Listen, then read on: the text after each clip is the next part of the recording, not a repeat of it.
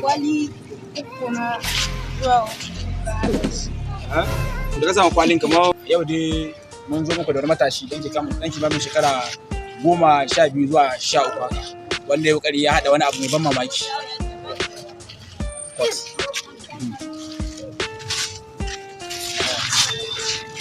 Farko dai za mu mata mun yadda ya kamata da yadda ka hada wannan abun ya kai ka hada shi. kwali uku na zuwa to da ka samu kwalin kamar wani abu da wani abu kan nema kuma ka sayi ka hada wannan abu. Sai da na sai fetur na hada gam sannan na fara yankawa. Ke ka fara yankawa? To kamar lokacin da ka fara yin shi kawai wani irin kwarin gwiwa ka samu ko kuma wata irin nasara ka samu game da wannan abu? ina yi ne kuskure da mamata da yara ne ce ga yadda zan.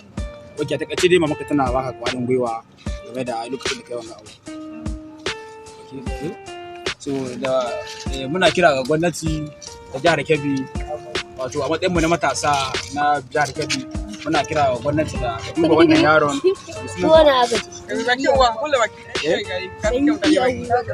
da yi kira ga duba ga wannan yaron sai yi Abubakar da ya kokari ya hada wannan abun mai ban mamaki. Wannan gida ne in ka duba gida ne kuma da wuta da komai cikin shi, gida mai hawa uku Christian da samun shi hannu saboda baiwa ce wannan da Allah ya bashi, kuma samun mutane masu baiwa da wannan yana da wuya, kuma wannan abu abin dubawa ne saboda kuma kira gwamnati da duba yanayin yadda wannan abu yake da sama wannan yaro.